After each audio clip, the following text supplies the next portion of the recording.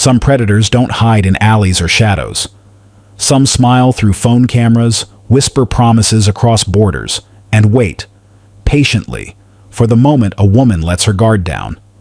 She traveled 3,000 miles from Quebec to Texas for love. 2 days later, she woke up on a stained mattress in an unfamiliar motel room, her vision blurred, her body weak, her stomach stitched, and one of her kidneys missing. She didn't remember the screams. She didn't remember him lifting her. She didn't remember collapsing, but she remembered the fear. And when she called him, desperate for answers, the man she once imagined she would marry told her calmly, "If you weren't reciting Psalm 23 while unconscious, I would have taken both." She should have died, and every woman after her would have. But she survived. And survival came with a price. A promise she made to herself. He will never touch another woman again. That promise would lead her across states, across months, across the breaking point of her own sanity. And it would end in a New York airport, where a man who had stolen lives for profit finally realized he had spared the wrong woman. Welcome to True Crime Story HQ. Thanks to all my viewers and subscribers for your support. Stay tuned for daily true crime updates. Don't forget to subscribe. It is easy to look at someone who makes a dangerous decision and assume desperation drove them to it. It is easy to judge from the outside and think, I would never do that. But the truth is, it is not desperation that pushes people to take risks with strangers they meet online. It is hope, loneliness, and the simple human need to matter to someone. And in the case of Maddie Bright, it was all of those things combined with a faith that made her believe good things were still possible if she was willing to trust. Maddie was 32 years old when she made the decision that would nearly cost her life. She lived in a small apartment in Quebec, working remotely as a data analyst for a pharmaceutical company. The job paid well, better than most positions she could have landed with her degree. But it came with a price she hadn't anticipated when she accepted the offer 3 years earlier. Her days were predictable in the worst possible way. She woke up at 7, made coffee, logged into her computer by 8, and spent the next 9 hours staring at spreadsheets and patient data reports. Her interactions were limited to emails and the occasional Zoom meeting where everyone kept their cameras off. By the time she closed her laptop at 5, she had spoken to no one. The evenings weren't much better. She would take a walk around her neighborhood if the weather was decent, make herself dinner, watch television, and go to bed. Sundays meant church, the one place where she saw actual human faces and heard voices that weren't filtered through speakers. But even there, she felt like an outsider. She would sit in the third pew from the back, sing the hymns, listen to the sermon, shake hands with the pastor on her way out, and drive home alone. It wasn't that people were unkind. It was just that everyone else seemed to have someone. Families sat together. Couples held hands during prayer. Friends gathered in the parking lot after service, making plans for lunch. Maddie smiled politely and walked to her car by herself. What made the loneliness worse was watching everyone around her move forward with their lives while she stayed in the same place. Her best friend from college got engaged in the spring. Maddie was asked to be a bridesmaid. She said yes because that's what you do when your friend is happy, but standing at that wedding in a lavender dress she would never wear again, watching two people promise forever to each other, hurt more than she wanted to admit. Her younger cousin had just had her second baby. Her co-worker from her last job posted anniversary photos, 5 years married, still smiling at each other like they were newlyweds. Even her neighbor, a woman in her late 50s who had been divorced for a decade, started dating someone she met at a book club. Maddie came home every night to an empty apartment. No messages, no missed calls, no one waiting. She wasn't desperate. That's what she told herself. She had a good life, a stable job, a nice apartment, a car that ran, enough money and savings to feel secure. She wasn't one of those women who needed a man to feel complete. But she was tired. Tired of eating dinner alone. Tired of having no one to talk to about her day. Tired of scrolling through social media and seeing nothing but engagement announcements and vacation photos of happy couples. She wanted what everyone else seemed to have. She wanted someone to call hers. So she did what millions of people do when they reach that point. She downloaded a dating app. At first it felt strange. Maddie had never been good at putting herself out there. The idea of summarizing her entire personality in a few sentences and some carefully chosen photos felt forced and uncomfortable. But she filled out the profile anyway. She picked a picture from her cousin's wedding where she actually looked happy. She wrote that she enjoyed reading, going to church, and spending time outdoors. She listed her job and her location. She hit submit and waited.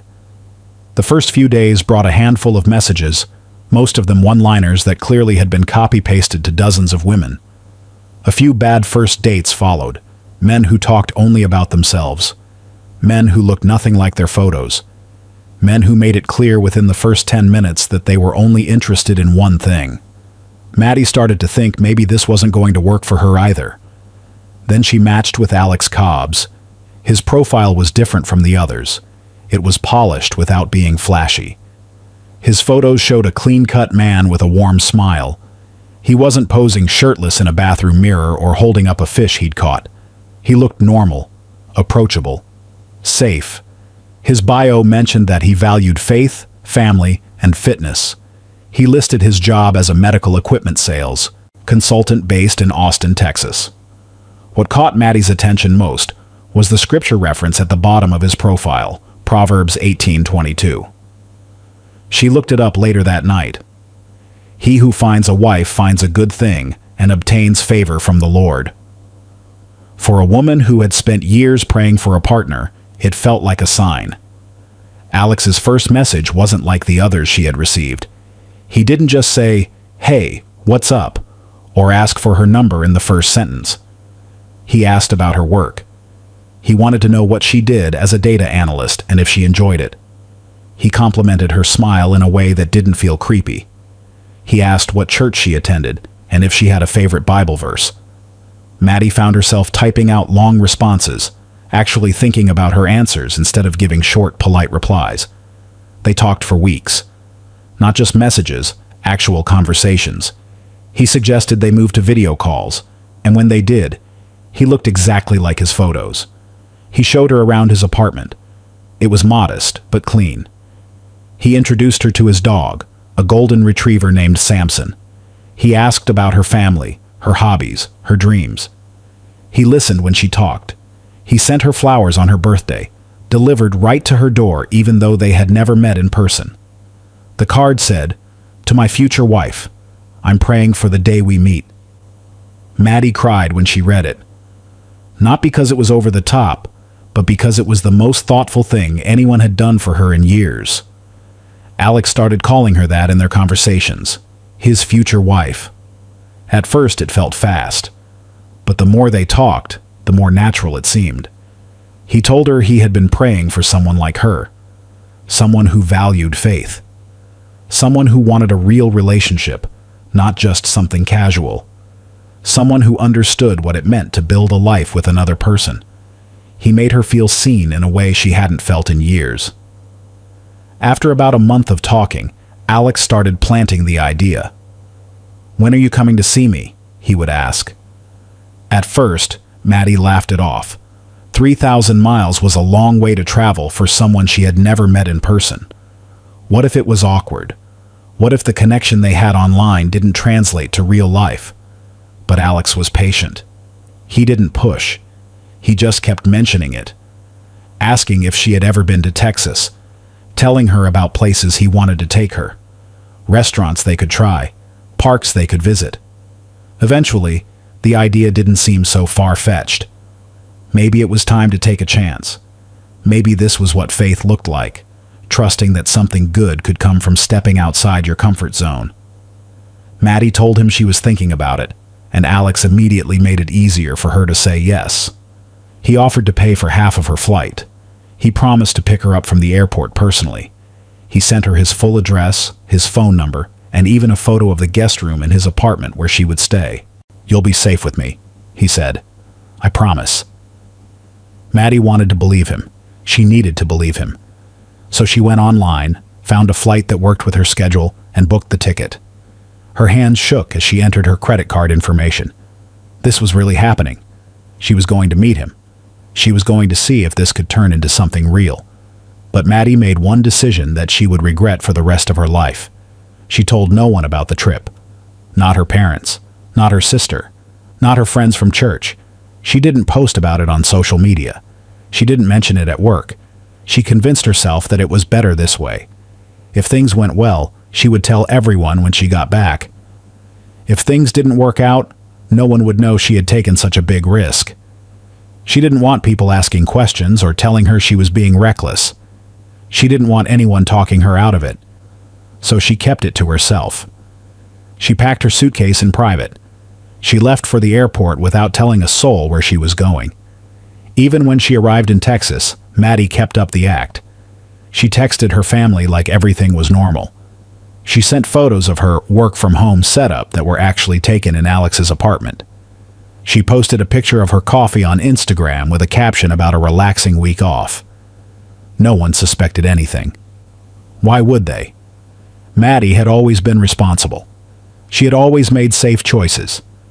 There was no reason for anyone to worry. And that was exactly what made her the perfect target. Looking back, Maddie would realize there were signs she missed. Alex never wanted to meet her family on video. Every time she suggested introducing him to her parents or her sister, he had an excuse. He was busy with work. He didn't want to overwhelm them before they had met in person. At the time, it seemed reasonable, but it wasn't. He also never offered to visit her first. When Maddie brought it up once, Alex said his job made it difficult to travel on short notice. He promised that after she visited him, he would make the trip to Quebec. But that trip would never happen.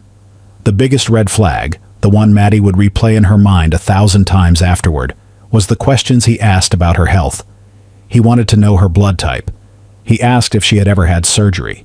He wanted details about her medical history. Did she smoke? Did she drink? Had she ever had any major illnesses? Maddie thought he was being caring. She thought he wanted to make sure they were compatible in every way. She had no idea that those questions weren't about care.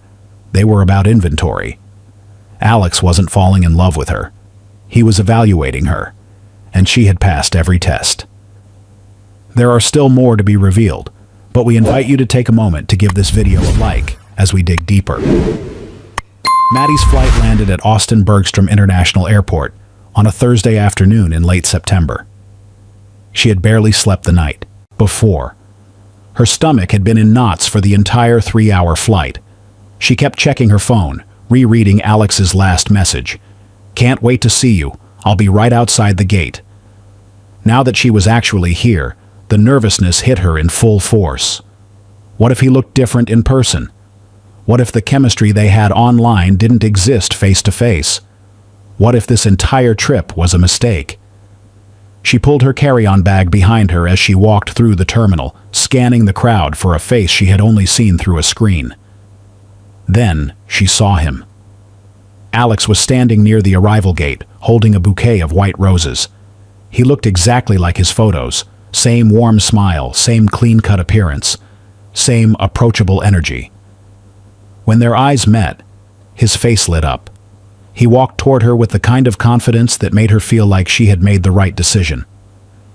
Before Maddie could even say hello, Alex wrapped his arms around her in a hug that felt like they had known each other for years, not weeks.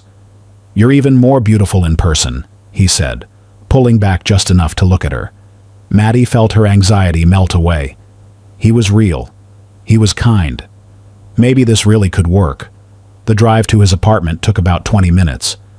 Alex talked the entire way, pointing out landmarks and asking about her flight. He wanted to know if she was tired, if she was hungry, if the plane had been crowded. Maddie found herself relaxing into the conversation. He seemed genuinely happy she was there. When they pulled up to his apartment complex, it looked exactly as he had described, a modest building in a quiet neighborhood, with a small courtyard and a few trees scattered around the parking lot. Alex grabbed her suitcase from the trunk and led her up to the second floor. His apartment was small but clean. The furniture was basic but organized. Everything seemed normal. Alex set her bag down near the couch and offered her a glass of water. He showed her around the apartment, the kitchen, the bathroom, the guest room where she would be sleeping. He pointed out where he kept extra towels and told her to make herself at home. Maddie appreciated how respectful he was being. He wasn't pushing boundaries. He wasn't making her uncomfortable. After she freshened up, Alex suggested they grab dinner at a nearby restaurant. He said it was his favorite spot and that he had been looking forward to taking her there. Maddie agreed. She was hungry, and the idea of getting out and doing something normal sounded good. She wanted this trip to feel like the beginning of something real, not awkward or forced. Dinner was everything Maddie had hoped it would be. The restaurant was small and casual, the kind of place where everyone seemed to know each other. Alex was attentive without being overbearing. He asked about her flight, her job, her family. He talked about his work selling medical equipment and mentioned how much he enjoyed his church community. He laughed easily, and made her laugh too. By the time their food arrived, Maddie felt like she was sitting across from someone she had known for months, not someone she was meeting for the first time. This was what she had been hoping for. This was why she had taken the risk. For the first time in a long time, Maddie felt like she wasn't alone. They finished dinner around 8:30 and drove back to the apartment. Alex suggested they watch a movie. Maddie agreed, even though she was starting to feel tired from the travel. She sat on the couch while Alex scrolled through streaming options. He asked if she wanted something to drink, and when she said water was fine, he came back with a glass of red wine instead. "You sure you don't want to relax a little?" he asked with a smile. Maddie hesitated. She wasn't a big drinker. She maybe had a glass of wine at weddings or holidays, but never regularly. Still, she didn't want to seem rude or uptight. Alex had gone out of his way to make her feel welcome. The least she could do was have a drink with him. She took the glass and sipped it slowly while they watched the movie. The wine tasted fine, nothing unusual. Alex sat on the other side of the couch, keeping a respectful distance. He didn't try to touch her or move closer. Everything felt appropriate. Safe. But about 20 minutes into the movie, Maddie started to feel strange. Her head felt heavy. The room seemed to tilt slightly when she turned to look at Alex. She blinked a few times, trying to clear her vision, but it didn't help. Her limbs felt like they were made of lead. When she tried to set the wine glass down on the coffee table, her hand missed the edge and the glass tipped over, spilling red liquid onto the wood. "Are you okay?" Alex asked. His voice sounded far away, like he was speaking to her from the other end of a tunnel. Maddie tried to answer, but her words came out slurred and jumbled. She tried to stand up, thinking maybe she just needed to move around or splash some water on her face, but her legs wouldn't cooperate. They buckled beneath her, and she fell back onto the couch. The room was spinning now. She couldn't focus on anything. She looked over at Alex, trying to ask him what was happening, but he wasn't moving. He was just sitting there watching her. His face had changed. The warmth was gone. The smile was gone. He looked calm, detached, clinical, like he was observing something he had expected to happen. Maddie's last conscious thought was that something was very, very wrong. She tried to reach for her phone, but her arm wouldn't move. She tried to scream, but no sound came out. The last thing she saw before everything went black was Alex's face, still expressionless, still watching. Then nothing. For the next 2 days, Maddie's body existed in a nightmare her mind couldn't record. She didn't remember Alex lifting her off the couch and carrying her to his car. She didn't remember the drive to the motel on the outskirts of Austin, the one he had paid for in cash under a fake name. She didn't remember being laid on a plastic sheet on the floor. She didn't remember the cold metal table he placed her on afterward. She didn't remember the scalpel cutting into her skin. She didn't remember the pain of the incision being made. She didn't remember the hands pulling her kidney from her body. She didn't remember the amateur stitching that followed. She didn't remember being moved back to the motel room. She didn't remember the 2 days she spent unconscious, bleeding, alone. After what seemed like eternity, Maddie's eyes fluttered open to a ceiling she didn't recognize. It was stained yellow with water damage and peeling paint. She blinked a few times, trying to focus, trying to remember where she was. The last thing she could recall was sitting on Alex's couch, watching a movie, feeling dizzy. Everything after that was blank. Her head felt like it was filled with cotton. Her mouth was dry. Her entire body felt wrong. She tried to move, and that's when the pain hit her. A sharp, burning sensation that ripped through her abdomen like someone had set her insides on fire. She gasped and looked down. Her shirt was gone. In its place was a crude bandage taped across her lower stomach. The bandage was soaked through with blood, dark red stains spreading across the white gauze. Maddie's heart started racing. What happened to her? Where was she? She turned her head slowly, fighting through the fog in her brain, and realized she was lying on a mattress on the floor. There was no bed frame, no sheets, just a bare, stained mattress in what looked like a cheap motel room. The walls were thin.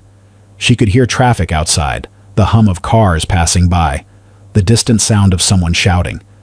Panic started to creep in. Maddie tried to sit up, but the moment she moved, the pain became unbearable.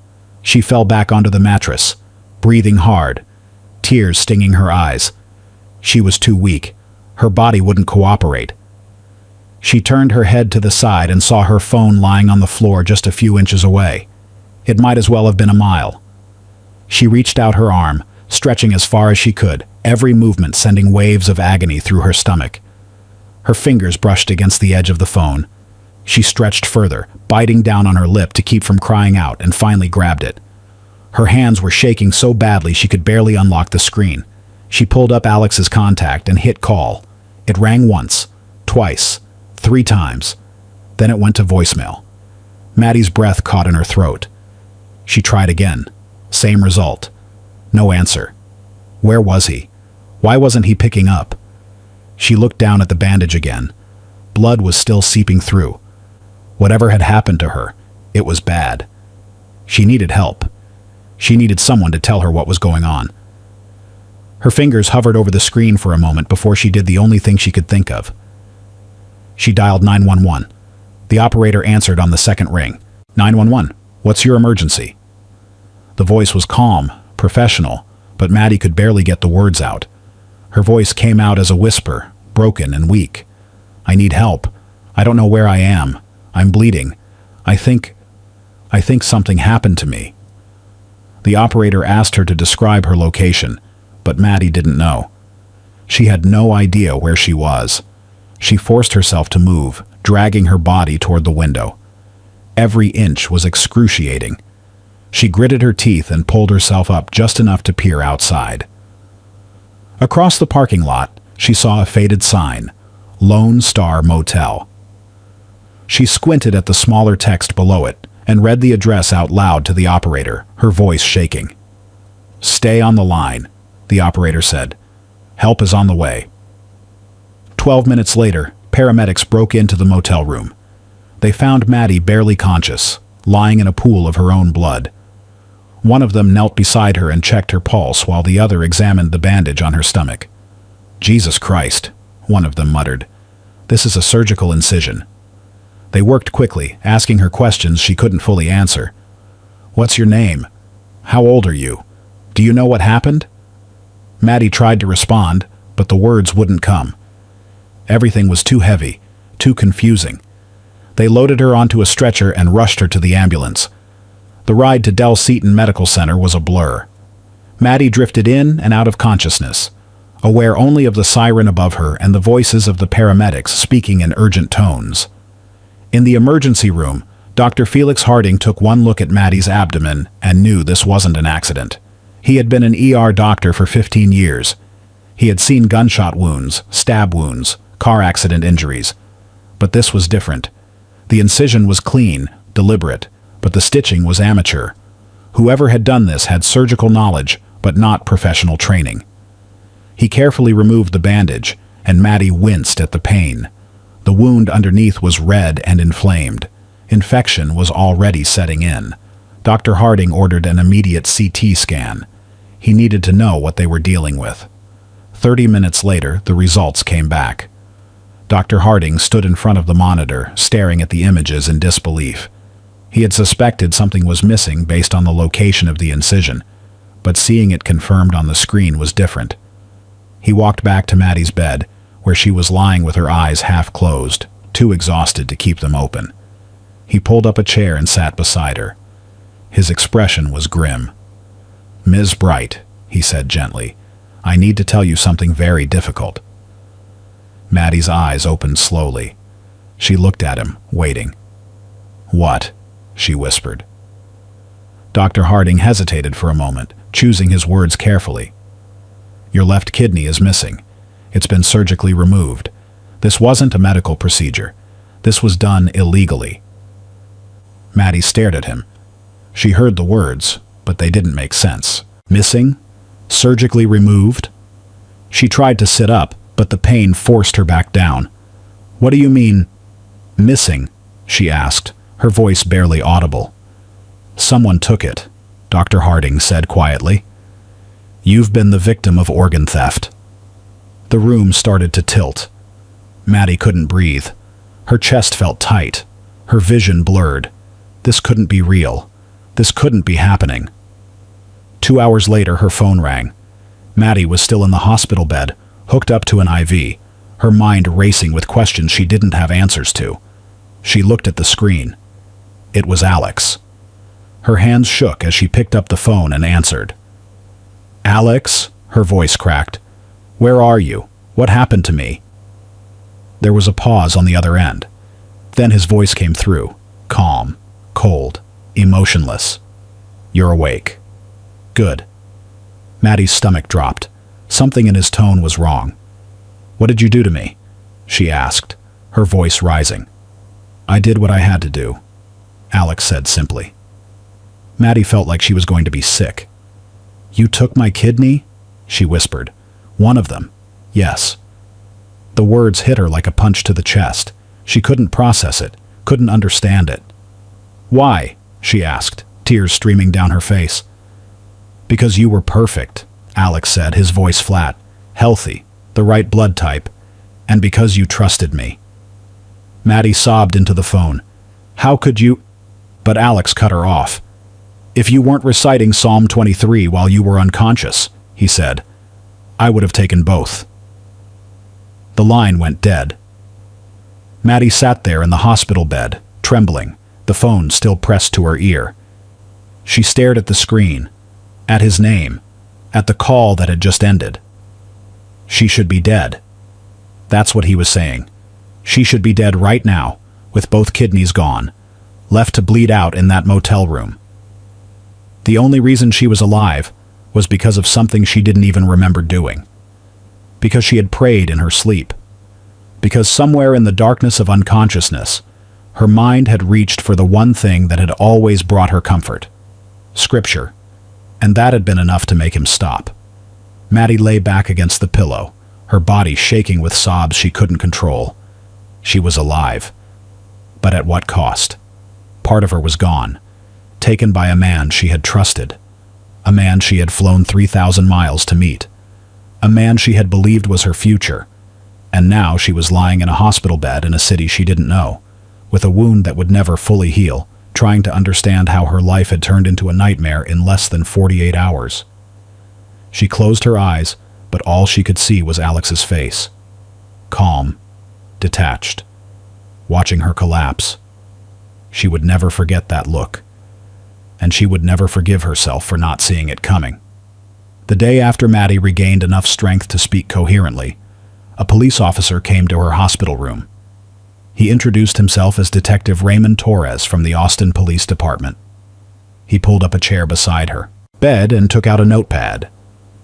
His face was kind but tired, the face of someone who had seen too much and expected too little. Maddie told him everything. She told him about meeting Alex online, about flying to Texas, about the wine that made her dizzy, about waking up in the motel room with her kidney gone. She told him about the phone call where Alex admitted what he had done. Detective Torres listened without interrupting, writing down notes as she spoke. When she finished, he set his pen down and looked at her with an expression that made her stomach sink. "Ms. Bright, I believe you," he said. "I want you to know that. But without physical evidence tying him to the surgery, it's your word against his." Maddie stared at him, confused. "He admitted it," she said, her voice rising. He told me he took my kidney. He said if I hadn't been praying, he would have taken both. Detective Torres nodded slowly. Did you record the call? Maddie's heart dropped. She hadn't. It hadn't even occurred to her. She had been too shocked, too scared, too overwhelmed to think about recording anything. No, she whispered. Detective Torres sighed. We'll try to locate him. We'll run his name, check his address, see what we can find. But men like this, they move fast. They use fake names, fake addresses. They don't leave trails. Maddie felt tears stinging her eyes. So he's just going to get away with this? She asked, her voice breaking. Detective Torres looked at her with something close to pity. I'm saying it's going to be very difficult to prosecute without more evidence. We'll do what we can. But I need you to be prepared for the possibility that this won't end the way you want it to. Maddie nodded, but she didn't really hear him anymore. The words were just noise. She understood what he was telling her. Alex Cobbs was going to walk free. He was going to do this to someone else, and there was nothing she could do to stop him. Detective Torres left her his card and told her to call if she remembered anything else. Then he left. Maddie sat alone in the hospital room, staring at the wall, feeling more helpless than she had ever felt in her life. 5 days after waking up, Maddie was discharged from the hospital. The doctors had done what they could. They had treated the infection, closed the wound properly, given her pain medication and antibiotics. They told her she would need to follow up with a nephrologist in Quebec to monitor her remaining kidney. They told her she was lucky to be alive. Lucky. Maddie didn't feel lucky. She felt hollow. She booked a flight back to Quebec for the next day. She didn't want to spend another minute in Texas. She didn't want to see the city where this had happened. She didn't want to think about the motel room or the hospital or the police station. She just wanted to go home. The journey back was a blur. Maddie sat in the airport terminal, staring at nothing. People walked past her, pulling suitcases, holding coffee cups, talking on their phones. Life was continuing for everyone else, but for Maddie, everything had stopped. On the plane, she pressed her hand against her abdomen, feeling the stitches beneath her clothes. Part of her was gone, taken, sold. And the man who had done it was still out there, living his life, probably already planning his next victim. The thought made her sick. She closed her eyes and tried to sleep, but every time she drifted off, she saw Alex's face. Calm, cold, watching her collapse. When Maddie finally arrived back in Quebec, she went straight to her apartment and locked the door. For 2 days she didn't leave. She didn't answer calls. She didn't respond to texts. She just sat on her couch, staring at the wall, trying to make sense of what had happened. On the 3rd day, her sister showed up at her door, banging until Maddie finally opened it. Her sister took one look at her and knew something was wrong. "What happened?" she asked. Maddie broke down. She told her everything. The trip to Texas, the man she had met online, the drugging, the surgery, the missing kidney. Her sister's face went from concern to horror to disbelief. "Why didn't you tell anyone you were going?" she asked, her voice shaking. Maddie didn't have an answer. She just shook her head and cried. Her parents came over that night, then her friends. Everyone wanted to know the same thing. Why hadn't she told them? Why had she kept this a secret? Maddie felt the shame crush her. She had been so stupid, so naive. She had trusted a stranger and nearly died because of it. And now everyone knew.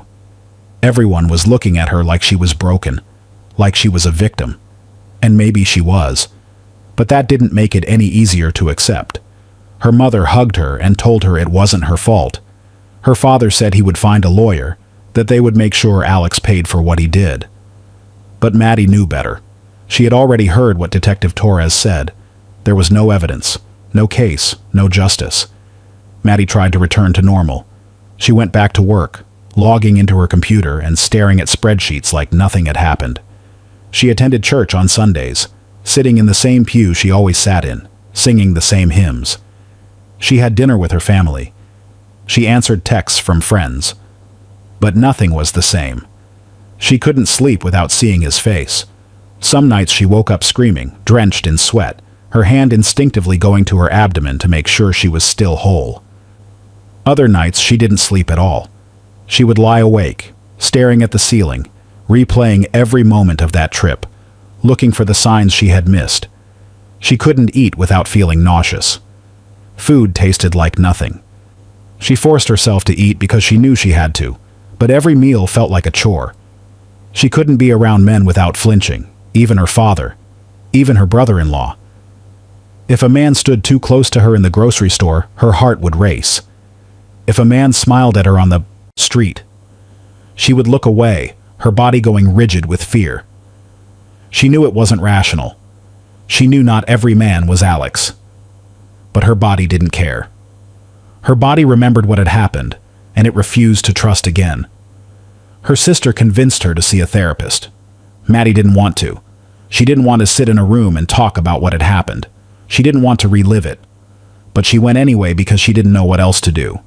The therapist listened to her story and diagnosed her with PTSD, severe anxiety, and depression. She prescribed medication and scheduled weekly sessions. Maddie took the pills and attended the appointments, but she didn't feel any better. She felt numb, empty. Like part of her had died in that motel room and she was just going through the motions of being alive.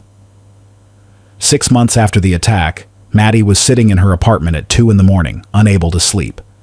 She had tried everything: meditation, breathing exercises, sleeping pills. Nothing worked. Her mind wouldn't shut off. She kept thinking about Alex, about what he had done to her, about what he was probably doing right now. Was he messaging another woman? Was he planning another trip? Was someone else about to make the same mistake she had made? The thought made her sick. She got up and walked to her desk. She opened her laptop and typed Alex Cobbs into the search bar. At first, nothing came up. His dating profile was gone. His social media accounts had been deleted or made private. It was like he had vanished. But Maddie didn't stop. She searched for hours, clicking through page after page, looking for any trace of him. And that's when something shifted inside her. She realized she had a choice. She could let this destroy her. She could spend the rest of her life afraid, broken, waiting for the nightmares to stop. Or she could do something. She could make sure Alex never did this to anyone else. She didn't know how yet. She didn't know if it was even possible. But for the first time since waking up in that motel room, Maddie felt something other than fear. She felt anger. And anger, she realized, was better than nothing. Maddie started small. She didn't have training in investigation. She didn't have connections in law enforcement. All she had was time, a laptop, and a determination that bordered on obsession. She searched for Alex Cobbs on every platform she could think of: Facebook, Instagram, LinkedIn, Twitter, dating apps. His original profile was gone. The one she had matched with, the one that had quoted scripture and talked about faith and family, had been deleted. But Maddie knew how the internet worked. Nothing ever really disappeared. She just had to dig deeper. After hours of searching, she found fragments. An old LinkedIn page under the name Alex Cobbs, but the company he listed was different from what he had told her. The profile hadn't been updated in 2 years. The photo was older, but it was him. She saved the page. Then she found a Facebook account under the name Alex Cobb, no S at the end. The profile was sparse, only a few posts, all generic. A photo of a sunset, a quote about perseverance, but the profile picture was the same man, same smile, same eyes. Maddie's stomach turned. She took screenshots of everything, every photo, every post, every detail she could find. She created a folder on her computer and labeled it Evidence. She kept digging. She ran reverse image searches on his photos. She searched for phone numbers associated with his accounts. One number came up linked to a burner email address, one of those temporary accounts people use when they don't want to be traced. Maddie wrote it all down. She didn't know what any of it meant yet, but she knew it mattered. Over the next 3 months, she uncovered a pattern. Alex wasn't just using one fake name. He was using several. She found profiles under Alexander Cole, Alec Robbins, and Aaron Colby. Each profile had slight variations, different cities, different jobs, different interests. But the photos were always similar, sometimes the same. And the approach was always the same. Every profile targeted women on Christian dating sites. Every profile mentioned working in medical sales. Every profile quoted scripture. Maddie felt sick as she scrolled through the profiles. He had done this before, maybe dozens of times, maybe more. She printed out every profile she found and taped them to the wall of her apartment. She drew lines between them, connecting the names, the photos, the dates. It looked like something out of a crime show, but Maddie didn't care. She needed to see it. She needed to understand how he operated. And the more she uncovered, the clearer the pattern became. Alex Cobbs, or whatever his real name was a professional. He knew how to find vulnerable women. He knew how to gain their trust. And he knew how to disappear when he was done. Maddie decided to dig deeper. She started searching for missing person reports in Texas, Oklahoma, and Louisiana, the states where Alex's profiles were most active. She spent hours on websites dedicated to missing persons, scrolling through photos and descriptions, looking for any connection. And then she found them. 3 women who had disappeared after meeting men online. Brielle Washington, 29, was last seen in Houston. Her family reported her missing after she didn't show up for her mother's birthday dinner. The last text she sent said she was meeting someone she had been talking to online. Shayna Mitchell, 34, vanished in Dallas. Her car was found abandoned in a motel parking lot. Her phone was turned off. Her bank account hadn't been accessed in weeks. Tamika Green, 31, disappeared in San Antonio. Her roommate told police she had been excited about meeting a man she met on a dating app. She never came home. Maddie read every article she could find. She looked at their photos, smiling, hopeful, alive. She read the comments from family members begging for information. She saw the desperation in their words, the years of wondering, the lack of answers. And then she noticed something. All 3 women were last active on dating apps. All 3 had matched with men who claimed to work in medical sales. All 3 had been in Texas. Maddie's hands shook as she wrote down the details. This wasn't a coincidence. This was a pattern. Alex had done this before.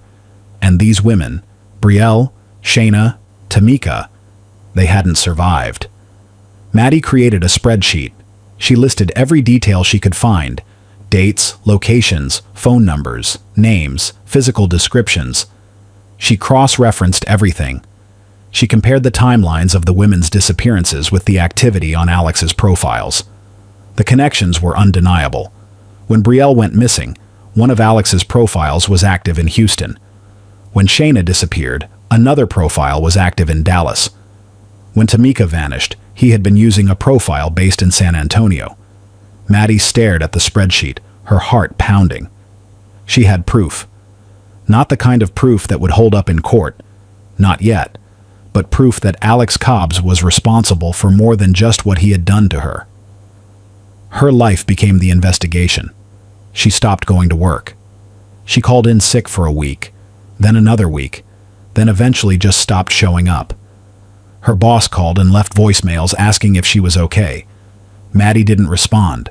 She couldn't focus on spreadsheets and data reports when there were women who had been murdered and families who deserved answers. She used her savings to book flights. She traveled to Houston, Dallas, and San Antonio. She visited the places where the women were last seen. She talked to their families, showing them the profiles she had found, asking if they recognized the man in the photos. Some did. Others weren't sure. But every conversation gave Maddie more information, more pieces of the puzzle. In Houston, Brielle's mother broke down when Maddie showed her the photo of Alex. "That's him," she said, her voice shaking. "That's the man my daughter was talking to. She showed me his picture. She said he seemed like a good Christian man." Maddie felt tears sting her eyes. She took notes. She asked for any messages or emails Brielle might have saved. The mother didn't have any, but she gave Maddie the name of Brielle's best friend, who might. Maddie called the friend that same day. The friend had screenshots. She sent them to Maddie. The messages were almost identical to the ones Maddie had received. The same compliments, the same scripture references, the same promises of safety. Maddie's friends started to worry about her. They called and texted, asking if she was okay, telling her she needed to take care of herself. Her sister showed up at her apartment one day and found the walls covered in photos and notes and printouts. "What are you doing?" her sister asked, her voice filled with concern. "I'm finding him," Maddie said. "I'm making sure he doesn't do this to anyone else." Her sister looked at her like she was losing her mind. "Maddie, you need to let the police handle this. You're going to drive yourself insane." But Maddie shook her head. "The police aren't doing anything. I'm the only one who cares enough to stop him." Her family begged her to stop. They said she was obsessed. They said she needed therapy, medication, rest. They said she was destroying herself. And maybe they were right. Maddie wasn't eating regularly. She wasn't sleeping. She had dark circles under her eyes and had lost weight. But she couldn't stop. Every day Alex was free was another day a woman was in danger. Every day he wasn't caught was another day he could drug someone, cut them open, and take what didn't belong to him. Maddie couldn't live with that. She had survived. But that survival meant nothing if she didn't use it to save someone else. As Maddie continued her research, she started to notice something else. Alex wasn't working alone. There were gaps in the timeline, times when he couldn't have been in two places at once, but his profiles were active in both locations. There were references in some of the messages to a colleague or a partner. Maddie found mentions of other people involved in logistics, someone who helped arrange meetings, someone who provided locations, someone who transported the organs after they were taken. It wasn't just one predator. It was a network, a system. And Alex was just one part of it. Maddie felt the weight of that realization settle over her. She wasn't just up against one man. She was up against an organization. People who scouted victims. People who provided safe houses and motel rooms. People who stitched up the survivors and disposed of the bodies of those who didn't make it. People who sold kidneys, livers, hearts to buyers who didn't ask questions. This was bigger than she had imagined. And for the first time since she started her investigation, Maddie felt afraid. Not for herself. She had already lost part of herself, but afraid that she wouldn't be able to stop them. That no matter how much evidence she gathered, it wouldn't be enough. But she didn't stop. She couldn't. Because somewhere out there, another woman was swiping through profiles, looking for connection. And Alex was waiting. 8 months into her investigation, Maddie finally found what she had been looking for. She was sitting at her kitchen table at 3 a.m, scrolling through a faith-based dating app she had never heard of before. She had created fake profiles on dozens of apps by now, using different names and photos just to monitor activity. And then she saw him. A profile under the name Aaron Colby. The photo was slightly different, taken from a different angle, maybe a few years older, but it was him. Same smile, same eyes. Maddie's heart started pounding. She clicked on the profile and read the bio. Medical equipment consultant, Austin, Texas. Loved faith, family, and helping others. Proverbs 3:5 listed at the bottom. Trust in the Lord with all your heart and lean not on your own understanding. Maddie felt sick. He was still doing it, still hunting. She scrolled through his recent activity and noticed he was messaging someone, a woman. Maddie clicked on the woman's profile. Her name was Naomi Young, 28 years old, recently divorced, living in Brooklyn, New York. Her profile said she was looking for something real, someone who valued faith and honesty. Maddie's stomach dropped. Naomi had no idea what she was walking into. Maddie spent the next 3 weeks monitoring their conversation. She created another fake profile so she could follow Aaron Colby's activity without him knowing.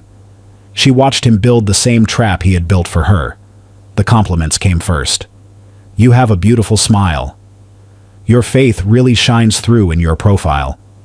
Then the personal questions. What church do you go to? What do you do for work?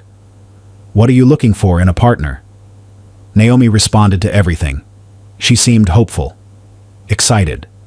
She told him about her divorce, about how hard it had been, about how she was ready to move forward and find someone who valued the same things she did. Aaron, Alex, whatever his real name was, told her exactly what she wanted to hear. He said he had been praying for someone like her. He said he believed God brought people together for a reason. He quoted scripture in his messages. He sent her encouragement when she said she was having a bad day. And then, after 2 weeks of building trust, he made his move. Why don't you fly down to meet me? I'd love to take you to dinner. Show you around Austin. I'll pick you up from the airport. You'll be safe with me, I promise. Maddie read the message and felt her chest tighten. It was the exact same line he had used on her, word for word. She couldn't let this happen. She couldn't sit back and watch another woman make the same mistake she had made. Maddie found Naomi's social media accounts and sent her a direct message. Her hands were shaking as she typed. Please don't meet Aaron Colby. He's dangerous. I'm a survivor. He drugged me and took my kidney. Please call me. I can explain everything. She hit send and waited. Minutes turned into hours. No response. Maddie sent another message. I know this sounds crazy, but I'm telling the truth. Please just talk to me before you go. Still nothing. Over the next few days, Maddie sent multiple messages. She begged Naomi to listen. She offered to send proof, hospital records, police reports, photos of her scar. But Naomi didn't respond.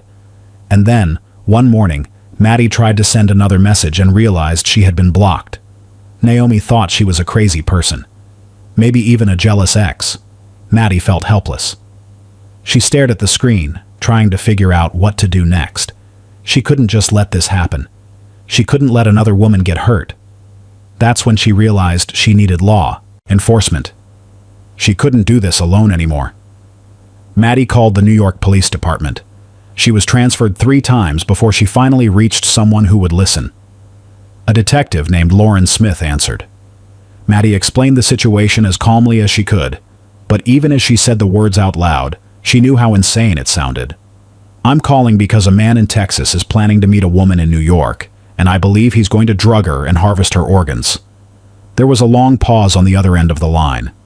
I'm sorry, can you repeat that? Detective Smith asked. Maddie took a deep breath. A man who goes by multiple names, Alex Cobbs, Aaron Colby, and others, has been targeting women on dating apps. He lures them to meet him, drugs them, and takes their organs. He did it to me 8 months ago in Texas, and now he's doing it to a woman named Naomi Young in New York. Detective Smith's tone shifted slightly. She was listening now, but Maddie could hear the skepticism. You're saying a man in Texas is planning to meet a woman in New York to harvest her organs? She asked. Yes, Maddie said firmly, because he did it to me. Detective Smith asked Maddie to come to the precinct. Maddie booked a flight to New York that same day. She brought everything she had: hospital records from Del Seaton Medical Center, screenshots of Alex's profiles, the spreadsheet she had created with the missing women's information, police reports from Austin, photos of her scar, the messages between Aaron Colby and Naomi Young. She laid it all out on Detective Smith's desk. Detective Smith sat down and started going through the documents. Her expression changed as she read. She picked up the hospital report and studied it. Then she looked at the screenshots of the dating profiles. She cross-referenced the names and the timelines. After about 20 minutes, she looked up at Maddie. "Wait here," she said. She left the room and came back 10 minutes later with 2 other detectives. They asked Maddie to go through everything again. She did. She answered every question they had. She showed them the connections between the profiles and the missing women. She explained how she had been monitoring Aaron Colby's activity for weeks. She told them about Naomi Young and the messages she had tried to send. Within 48 hours, the NYPD coordinated with the FBI. They ran background checks on all the names Maddie had provided. They confirmed that Aaron Colby had booked a flight to New York. They confirmed that Naomi Young had purchased a ticket to meet him at JFK Airport. The meeting was scheduled for 3 days from now.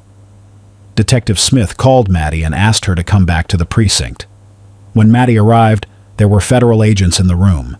They had set up a full operation. Surveillance at the airport, plainclothes officers, a team ready to move in the moment Alex made contact with Naomi. And they wanted Maddie there. If he sees you, it could spook him into running, Detective Smith explained. But it could also confirm his identity. We need to be absolutely sure this is the same man before we move in. Maddie didn't hesitate. I'll be there, she said.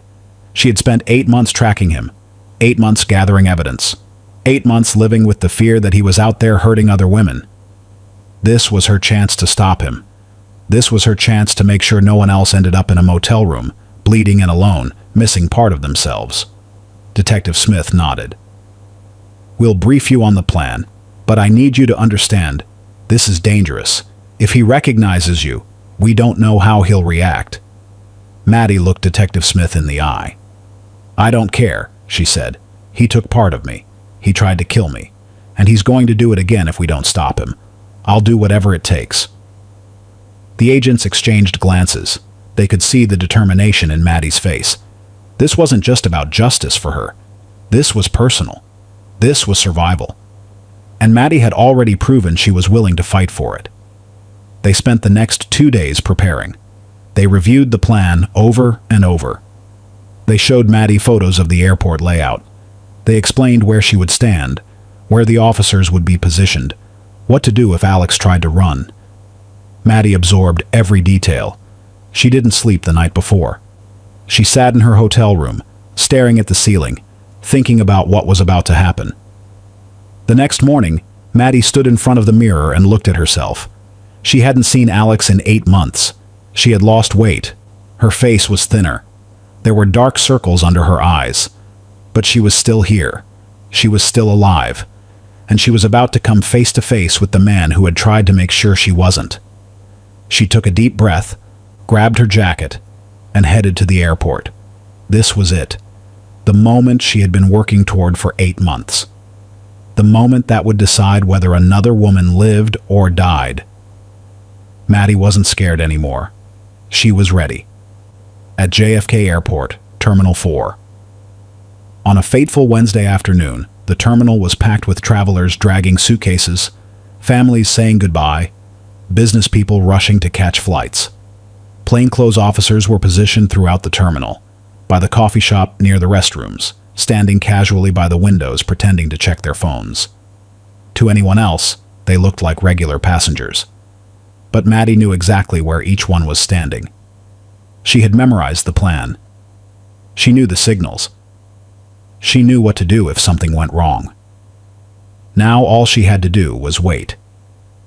Maddie stood near the arrival gate, wearing sunglasses and a baseball cap pulled low over her face.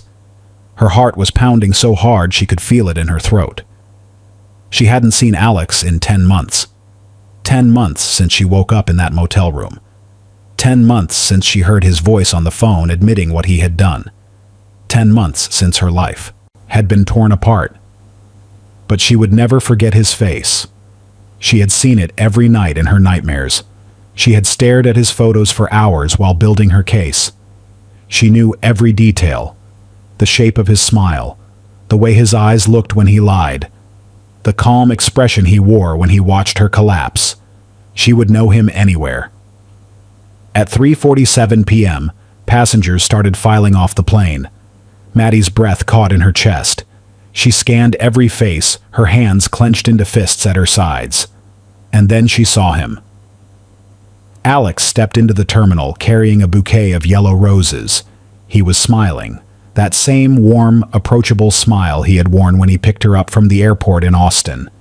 He looked relaxed, confident, like he didn't have a care in the world, like he wasn't about to drug and mutilate another woman. Maddie felt rage flood through her body. He was here. He was real. And he had no idea what was waiting for him. Alex scanned the crowd, looking for Naomi. His eyes moved from face to face, searching for the woman he had spent weeks manipulating. And then his gaze landed on Maddie. For a split second, nothing happened. He just looked at her like she was another stranger in the terminal. But then recognition flashed across his face. His smile faltered. His eyes widened slightly. Confusion. Then fear. He took a step back, his head turning as if he was trying to figure out if what he was seeing was real. Maddie didn't move. She just stood there, staring at him, letting him see her, letting him know that she was alive, that she had survived, that she had found him. Alex turned to leave. He moved quickly, clutching the roses, his eyes darting toward the exit. But before he could take more than a few steps, federal agents closed in from every direction. 2 men in suits appeared on either side of him. One of them held up a badge. Alex Cobbs, FBI, don't move. Alex froze. His face went pale. The roses fell from his hand and scattered on the floor. He looked around, realizing he was surrounded. There was nowhere to run, nowhere to hide. For the first time since Maddie had met him, Alex looked scared. Maddie stepped forward and removed her sunglasses. She wanted him to see her face. She wanted him to know that this was because of her, that she was the reason he was about to lose everything. Alex stared at her, his mouth opening slightly like he wanted to say something but couldn't find the words. The terminal noise faded into the background. For a long moment, there was only silence between them. Maddie could see his mind working, trying to figure out how this had happened, how she had found him, how she had survived long enough to ruin him. Then Alex's expression changed. The fear disappeared. Something cold and hateful took its place. He looked at Maddie with the same detached calm he had worn when he watched her collapse on his couch. "I regretted keeping you alive," he said quietly, his voice flat. "Biggest mistake of my life." The words hung in the air. The agents beside him stiffened, their hands moving toward their weapons, ready to react if he tried anything. But Maddie didn't flinch. She didn't look away. She held his gaze and spoke in a voice that was steady and strong. "You're right," she said. "It was." The agents moved in. One of them grabbed Alex's arm and pulled it behind his back. The other did the same with the other arm. They cuffed him, the metal clicking into place with a sound that felt final. Alex didn't resist. He just kept staring at Maddie, his face twisted with anger and something that looked like disbelief. The agents started leading him away, their hands firm on his shoulders. Maddie watched as they walked him through the terminal. People stopped and stared. Some pulled out their phones to record. Others whispered to each other, trying to figure out what was happening. Maddie didn't care.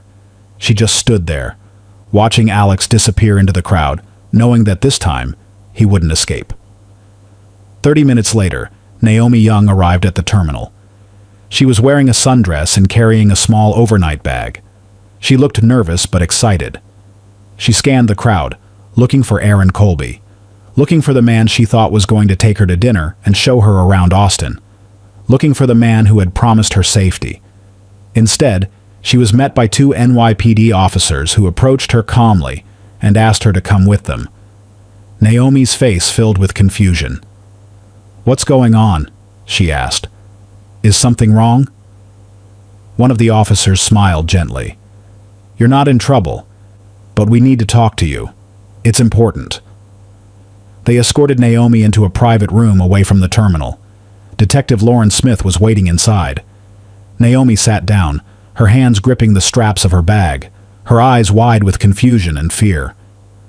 "What's happening? Where's Aaron?" she asked. Detective Smith sat across from her and took a deep breath. "Ms. Young, the man you came here to meet is not who you think he is. His real name is Alex Cobbs, and he's been arrested by the FBI. He was planning to drug you, take you to a secondary location, and remove one or both of your kidneys to sell on the black market." Naomi stared at her. The words didn't seem to register at first. She shook her head slowly.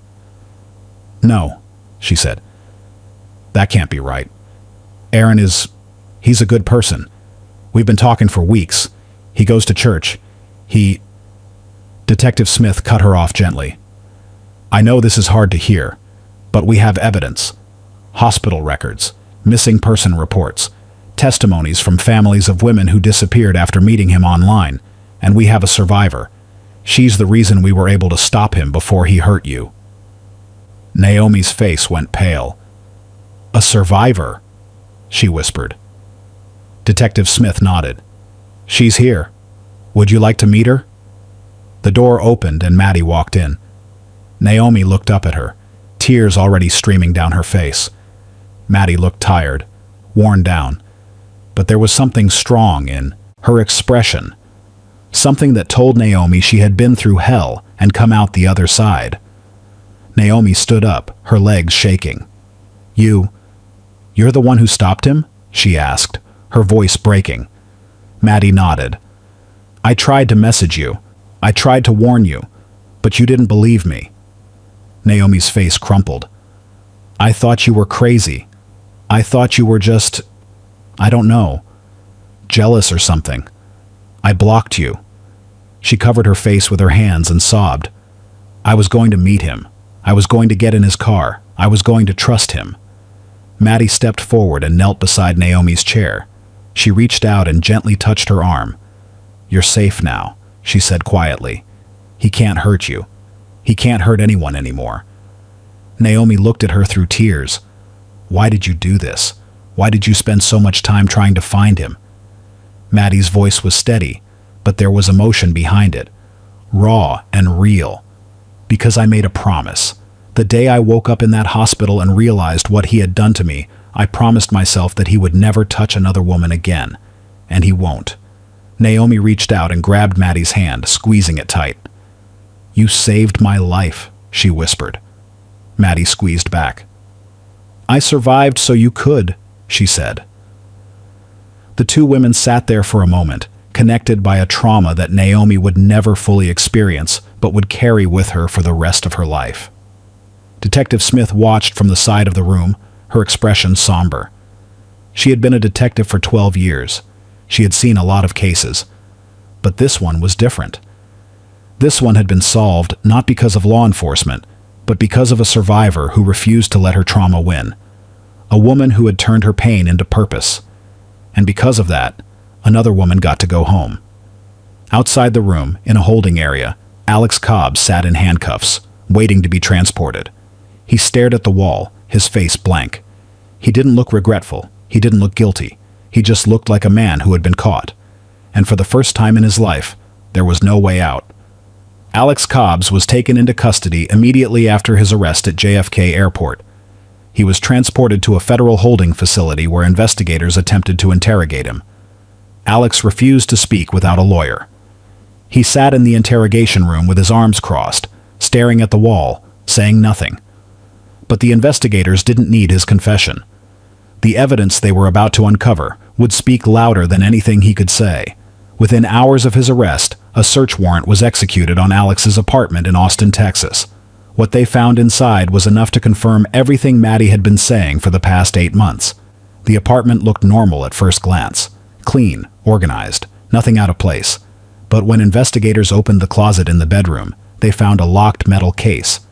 Inside were medical tools, scalpels, forceps, surgical thread, syringes, vials of sedatives. In the kitchen, hidden behind cleaning supplies under the sink, they found a medical-grade cooler designed for organ transport. It still had ice packs inside. In the desk drawer, they found fake IDs under multiple names: Alex Cobb, Alexander Cole, Alec Robbins, Aaron Colby. Each ID had a different address, but the photo was always the same. And then they found the laptop. The laptop was password protected, but federal investigators broke through the encryption within a day. What they found made everyone in the room go silent. There were files containing names, photos, and detailed medical information of over 30 women. Blood types, medical histories, home addresses, work schedules, phone numbers, travel patterns.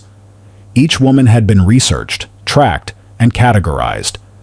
Investigators cross-referenced the files with missing person cases across 5 states: Texas, Oklahoma, Louisiana, New Mexico, and Arkansas.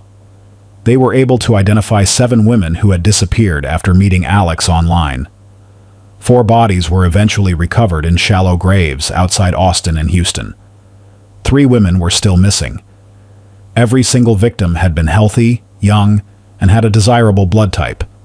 Every single one had been lured under the pretense of romance. But Alex hadn't been working alone. Through his phone records and financial transactions, investigators identified 3 accomplices.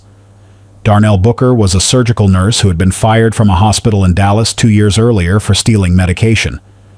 He was the one who performed the organ extractions. Yvette Lawson was a medical records clerk at a transplant center in Houston.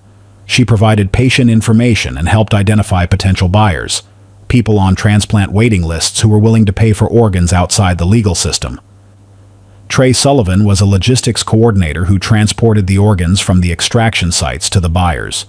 He had connections across state lines and knew how to move illegal goods without being caught. All 3 were arrested within 2 weeks of Alex's capture. The investigation revealed that Alex was part of a much larger illegal organ trade network. Kidneys were being sold for $150,000 to $200,000 each.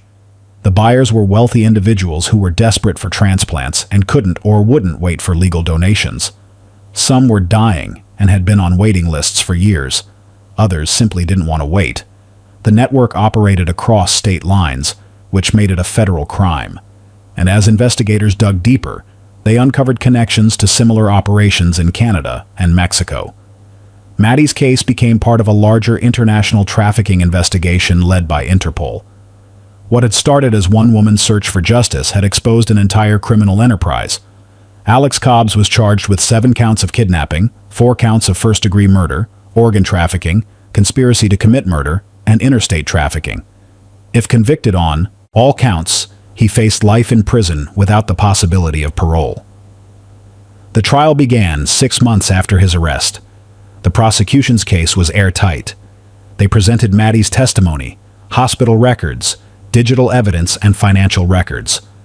They brought in forensic experts who analyzed the medical tools found in Alex's apartment. They showed the jury the files from his laptop, photos of women he had targeted, messages he had sent, timelines he had created. They called families of the missing women to testify. Brielle Washington's mother spoke about the last text her daughter sent before she disappeared. Shayna Mitchell's sister described the moment she realized her sister was never coming home. Tamika Green's father broke down on the stand, unable to finish his statement. When it was Maddie's turn to testify, the courtroom went completely silent. She walked to the stand, placed her hand on the Bible, and swore to tell the truth. Then she sat down and told her story. She described meeting Alex on the dating app. She described flying to Texas, believing she was meeting someone who cared about her. She described the wine, the dizziness, the collapse. She described waking up in the motel room with her kidney gone. She described the phone call where Alex admitted what he had done. And then she explained why she had spent nearly a year hunting him down. "I survived by accident," she said, her voice steady. "But I made sure Naomi Young survived on purpose." The courtroom remained silent. Even Alex's defense attorneys had no questions for her.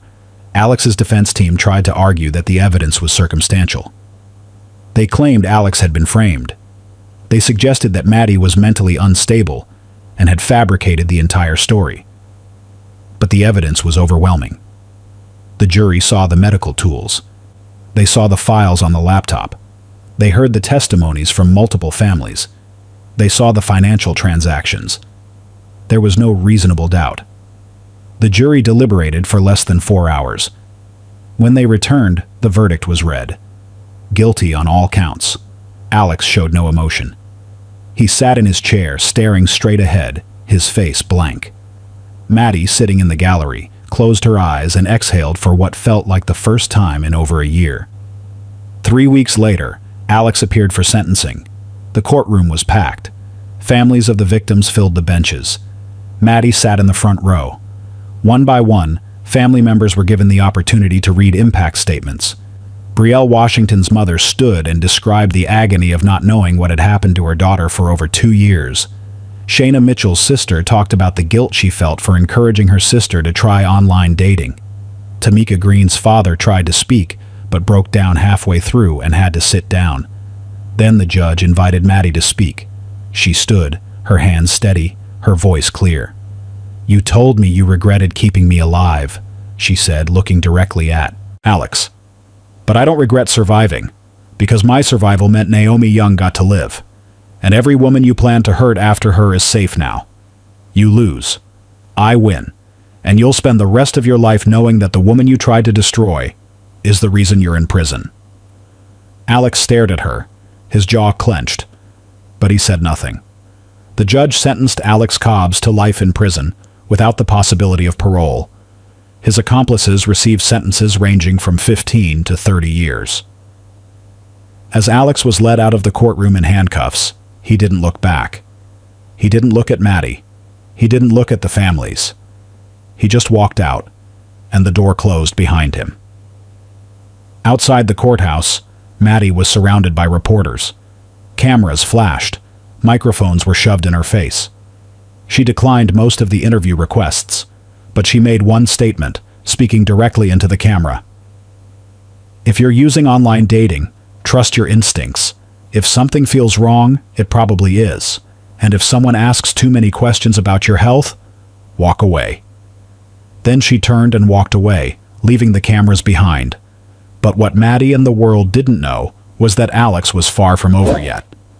Before moving on, a quick thank you to everyone watching and supporting this channel. Your presence truly keeps it alive. This community continues to grow because of people who believe in real, meaningful storytelling. Becoming a channel member unlocks exclusive extras, behind-the-scenes content, and directly helps us bring more powerful true stories to light. Your support makes a real difference, and we'd love to know who's here. Drop a comment below and tell us where you're watching from. If you're still tuned in right now, write "I'm still here" in the comments. Let's see who's watching till the end. Don't forget to like this video too. Now let's continue.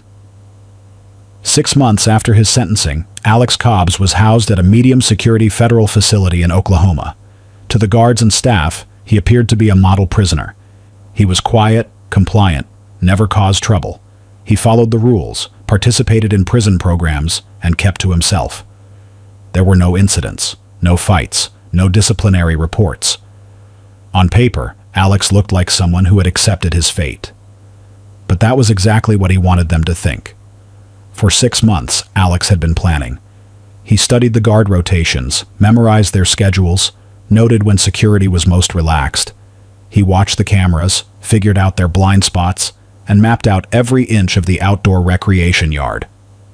He knew which inmates could be bribed and which ones couldn't. And he knew exactly when to make his move. During outdoor recreation on a Tuesday afternoon, Alex staged a medical emergency. He was walking around the yard when he suddenly clutched his chest and collapsed to the ground. He gasped for air, his face contorted in pain, his body convulsing. 2 guards rushed over, immediately. They knelt beside him, calling for medical assistance over their radios. In the chaos, Alex struck. He pulled out a sharpened toothbrush he had been hiding in his waistband and stabbed the first guard in the side of the neck. The guard went down, clutching his throat, blood pouring through his fingers. The second guard reached for his weapon, but before he could draw it, another inmate, one Alex had been paying off for months, tackled him to the ground. Alex didn't waste time. He ran toward the perimeter fence. He had studied the fence for weeks. He knew the guards would sound the alarm within seconds, but he also knew he had a small window before they could mobilize. He reached the fence and grabbed the knotted bedsheets he had hidden in a laundry cart earlier that morning. He climbed quickly, his hands gripping the fabric, his feet finding purchase on the chain link. The alarm started blaring just as he reached the top. Sirens echoed across the prison yard. Guards shouted. But Alex was already over. He dropped to the other side, rolled to absorb the impact, and sprinted toward the tree line. The prison went into immediate lockdown. Gates slammed shut. Guards flooded the yard. But Alex had a 12-minute head start, and 12 minutes was all he needed. Outside the fence, hidden in the tall grass, were civilian clothes, jeans, a hoodie, a baseball cap. An accomplice on the outside had stashed them there the night before. Alex changed quickly, stuffing his prison uniform into a trash bag and burying it under leaves. He pulled the cap low over his face and disappeared into the Oklahoma wilderness. Within an hour, the FBI issued a federal warrant. Alex Cobbs, convicted organ trafficker and murderer, was now a fugitive on the run. The media exploded with coverage. Every news channel ran the story. Organ harvesting killer escapes prison. Alex's mugshot was plastered across television screens. Hotlines were set up. Rewards were offered. The public was warned not to approach him. In Quebec, Maddie was sitting in her living room when she saw the breaking news alert on her phone. Her hands started shaking. She turned on the television and saw Alex's face staring back at her. The reporter was explaining how he had escaped, how a guard had been injured, how a massive manhunt was underway. Maddie felt like the world was collapsing around her. Everything she had fought for, everything she had survived for, felt undone in an instant. She had spent a year tracking him. She had testified against him. She had watched him get sentenced to life in prison, and now he was free. The FBI called her within the hour. They assured her they would find him. They told her she was safe, that he had no reason to come after her. But Maddie didn't believe them. She knew Alex. She knew how his mind worked, and she knew he was capable of anything. Weeks passed with no solid leads. There were sightings reported across multiple states, but none of them were confirmed. Alex was using his network connections, old accomplices who owed him favors, people who were still part of the illegal organ trade. They provided him with safe houses, fake documents, burner phones. He moved through Oklahoma, then Kansas, then Missouri. He traveled at night, avoided highways, stayed off cameras. He was always one step ahead. The FBI tracked his movements as best they could, but Alex knew how to disappear. He had done it before. 3 weeks into the manhunt, Alex made a mistake. He used a credit card linked to an old alias to buy gas at a rural station in Indiana. The transaction was flagged by the FBI's Financial Crimes Unit. Agents descended on the location within an hour, but Alex was already gone. They were 2 hours behind. But now they had his direction. He was heading east. A pattern emerged. Alex wasn't running away. He was running toward something, or someone. The FBI realized what was happening. He was heading toward New York. He was going after Naomi Young, the woman who got away, the woman whose survival had led to his arrest. Naomi was placed in protective custody immediately. Federal agents moved her to a safe location and assigned round-the-clock security. She was terrified. She had thought it was over. She had thought she was safe. Now the man who had tried to kill her was out there, hunting her again. Week 4 of the manhunt brought a break. A truck driver called the tip line and reported seeing a man matching Alex's description at a rest stop in Pennsylvania. The FBI set up roadblocks on all major highways heading toward New York. They coordinated with state police, local law enforcement, and the U.S. Marshals. They were closing in. Alex, desperate and running out of resources, broke into a hunting cabin in the Pocono Mountains. He stole food, camping gear, and a hunting rifle. He planned to hide out until he could figure out his next move. But the cabin owner returned unexpectedly and saw the broken window. He called the police immediately. By the time officers arrived, Alex had fled into the woods. U.S. Marshals joined the manhunt. Helicopters with thermal imaging swept the forest. Search teams combed through the trees. Alex hid in an abandoned mine shaft for 2 days. He was exhausted, dehydrated, and hypothermic. He hadn't eaten in over 48 hours. His body was shutting down. But he refused to give up. He had come too far. He had risked too much. He wasn't going to let them take him again. On day 28 of the manhunt, a hiker spotted Alex emerging from the woods near the Delaware Water Gap. The hiker called 911, and within minutes, police surrounded the area. Alex saw the flashing lights. He heard the helicopters overhead. He knew he was trapped. He briefly considered using the stolen rifle. He could go out on his own terms, but as he looked at the dozens of officers closing in, weapons drawn, he realized it was over. He dropped the rifle and raised his hands. He surrendered, without resistance. The media captured the entire arrest on camera. Alex was led away in handcuffs, looking gaunt, disheveled, and defeated. His escape had lasted 28 days, but it was over now. Maddie watched the arrest on live television. She saw Alex being loaded into a police car, his face blank, his body broken. For the first time in a month, she allowed herself to breathe. The FBI confirmed later that day that Alex had indeed been heading toward Naomi's last known location. His intent was clear. He had planned to finish what he started, but he had failed. This time, there would be no medium security facility, no recreation yard, no chance of escape. Alex Cobbs was transferred to ADX Florence, a supermax federal prison in Colorado. He would spend 23 hours a day in solitary confinement. No contact with other inmates, no windows, no possibility of escape. He would die there. And Maddie knew, finally, that it was truly over. Naomi Young moved forward with her life, but she never forgot what almost happened to her. She started a blog about online dating safety, sharing her story and warning other women about the dangers of meeting strangers without taking proper precautions. Her blog gained thousands of followers within months. Women reached out to her from all over the world, thanking her for speaking up, sharing their own close calls, asking for advice. Naomi partnered with organizations that educated women about trafficking and predatory behavior. She spoke at colleges, churches, and community centers. She told her story over and over, always ending with the same message. I'm alive because someone I never met refused to let me become another victim. She credited Maddie with giving her a second chance, and she made it her mission to make sure other women had that same chance. Maddie's case sparked national attention.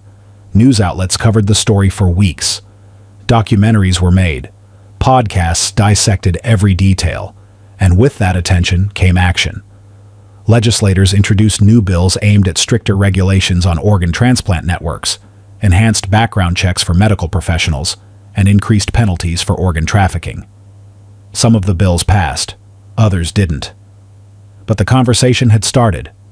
People were talking about the illegal organ trade in ways they never had before.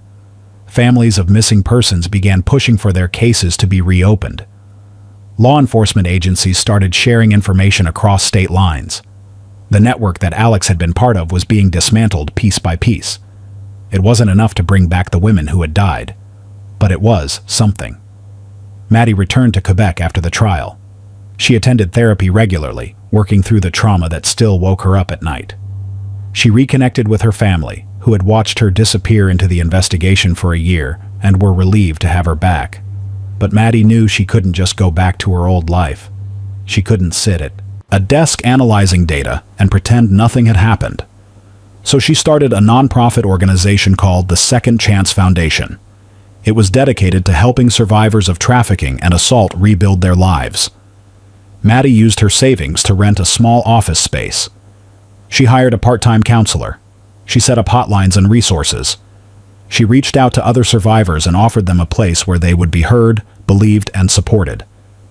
The foundation grew slowly at first, but word spread. Women started showing up at her door looking for help, looking for hope, and Maddie gave it to them. She didn't date. Not yet. Maybe not ever. The idea of trusting someone that way again felt impossible, but she was learning to trust in other ways.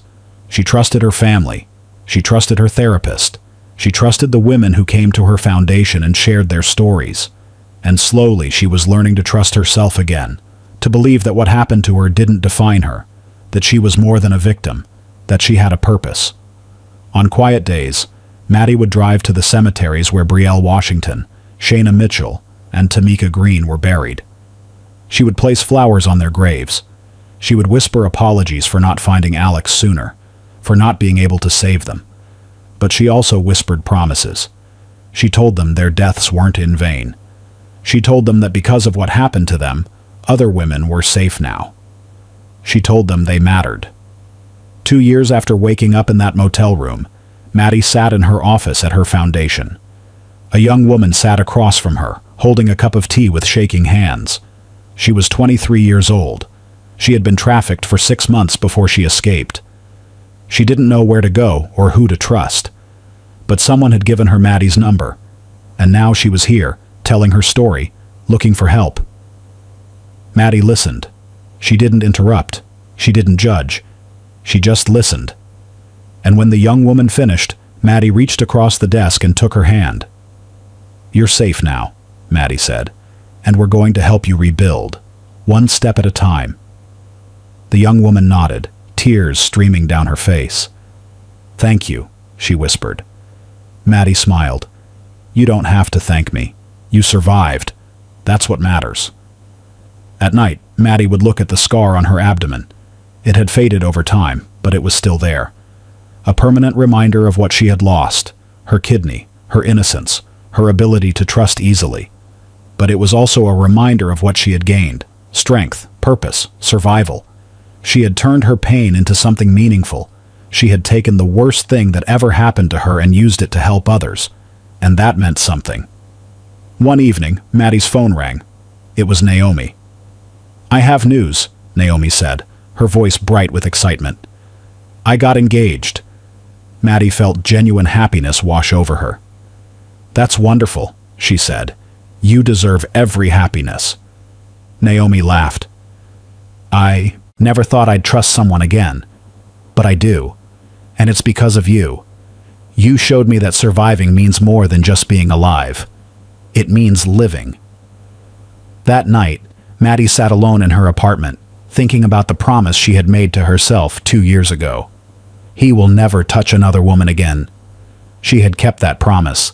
Alex Cobbs was locked away in a supermax prison, spending 23 hours a day in solitary confinement. He would never see daylight. He would never hurt another woman. He would die alone in that cell, forgotten by everyone except the people whose lives he had destroyed.